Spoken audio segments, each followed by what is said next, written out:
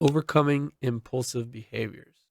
Impulsivity can lead to poor spreading decisions and emotional reactions. It's important to develop self awareness and recognize when impulsive behavior arises. Strategies about this, right?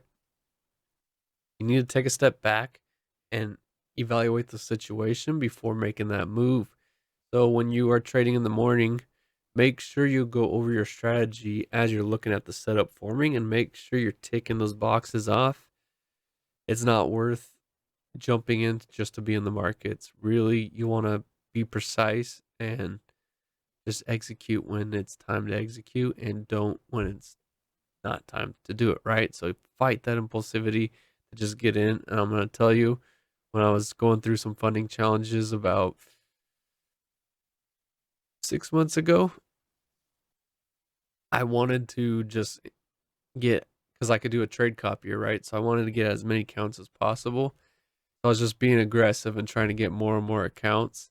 And I even trade copied the challenges together.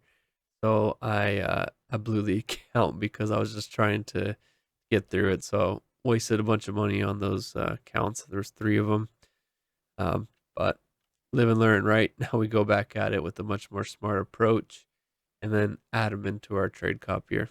With everything you're going to learn in this course, you want to be able to practice your mindfulness because having that ability to calm yourself down and just think clearly for a second, and the better you can calm yourself down to get to that moment is when you're going to be making a lot better choices in the markets. You're going to be making more professional trades that are a higher probability of winning than losing, and you're going to be able to start getting these funded accounts or grow your personal account and start collecting profits. So in the next one, we're going to go a little more in depth in the role of the mindset and having discipline.